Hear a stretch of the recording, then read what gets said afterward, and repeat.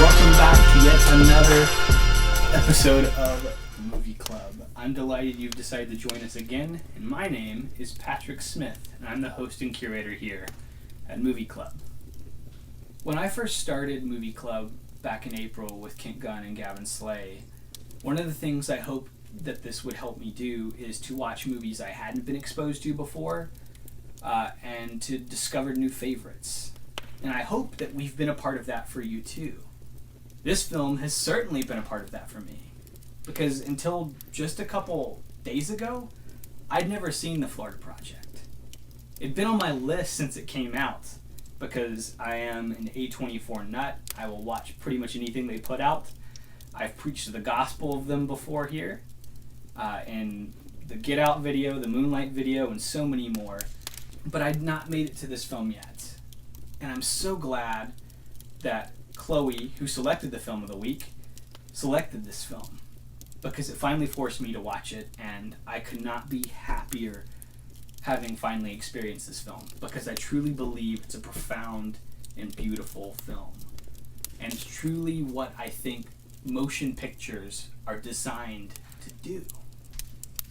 Yes, there are bits of laughter and comedy throughout the film, but it is a more serious subject matter. We are, of course, talking about Sean Baker's 2018 film, The Florida Project. As a kid, I spent many a summer down at Disney World, and in doing so, pretty much most of my life I've been driving by hotels like the ones here in The Florida Project. Poverty and homelessness is a crisis, a disease, if you will, that can be eradicated just as easily as we eradicate nearly any disease. We just have to want to.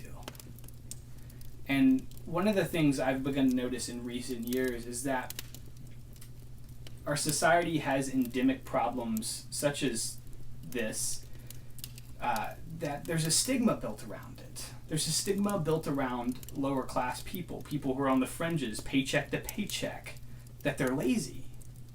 And if you look at the data, if you look at what they're doing, that's just not true. How can a lazy person work 3 to 4 jobs just to put food on the table for their family and to pay rent just enough for that month?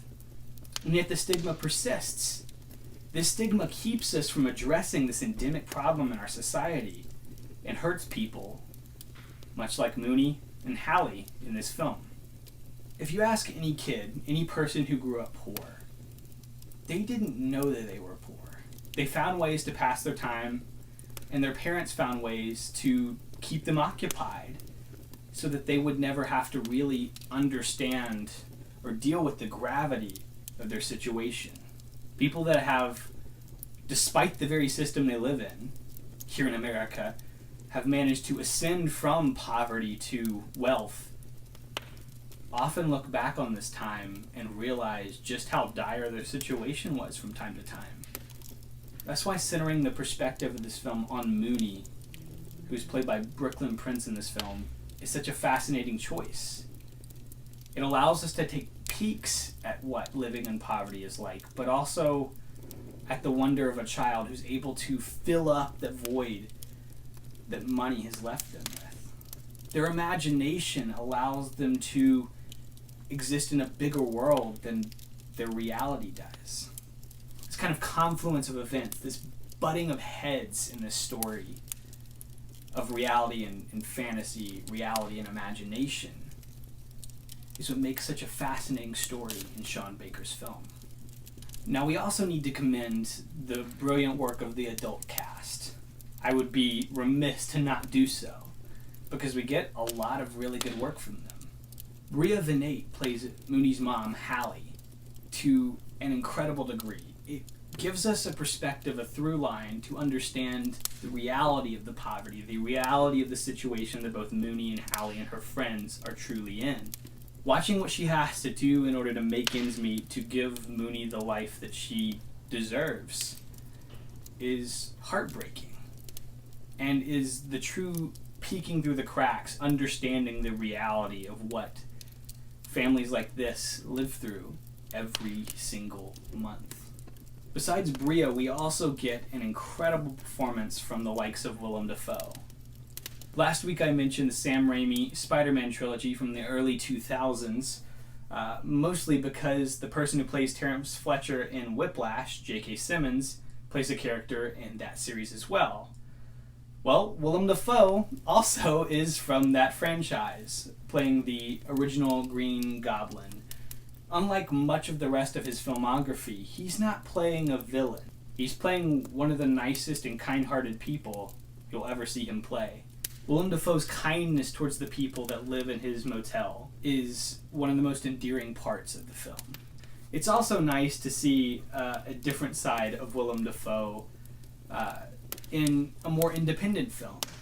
One of the things that's most interesting to me about his recent career steps is how weird he's allowed his career to get.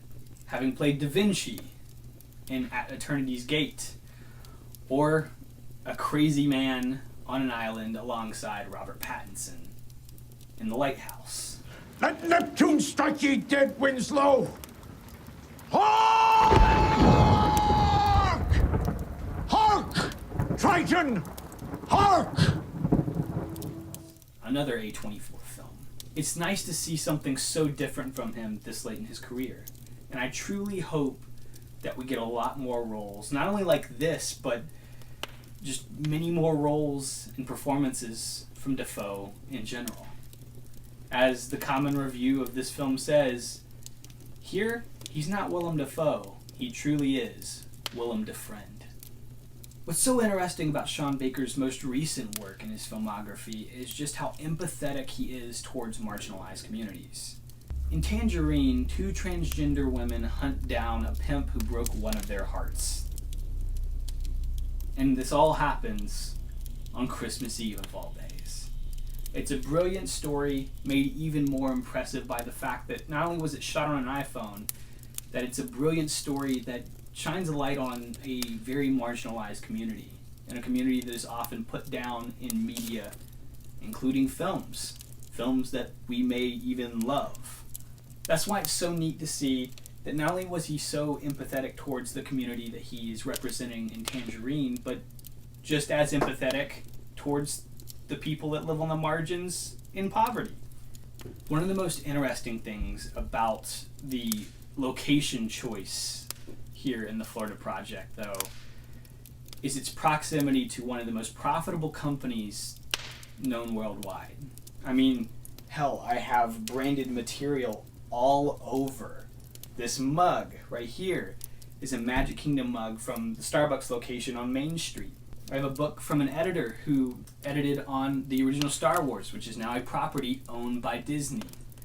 I have Marvel posters all around me. Spider-Man Into the Spider-Verse over here.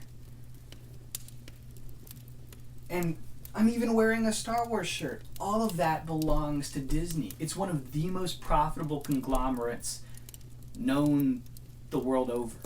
And that's why it's so interesting that the motel that our main characters live in is just down the street from this incredible wealth. This surplus of wealth, if you will. It truly shows us in comparison just how different these experiences can be. These are profound and heartbreaking stories, and questions that I think arise from this story are things that we desperately need to not only ask ourselves, but ask society around us. What can we do to fix this situation?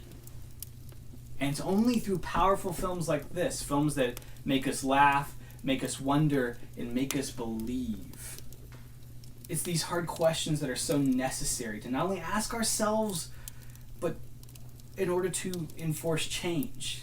Because in reality, the poverty of others is something that we can so easily ignore. I mean, we do it day to day. Things that we're taught from a very young age to not make eye contact with beggars on the street, to not give them any money because they might spend it on drugs, just reinforces the narrative that our society tells us about people that are impoverished and keeps them from ever having a chance to ascend. And ascension is something that our entire society is predicated on. It's what the American dream is. The American dream is that anyone can become famous, that anyone can become rich. But it's films like this that reveal the cold, harsh reality.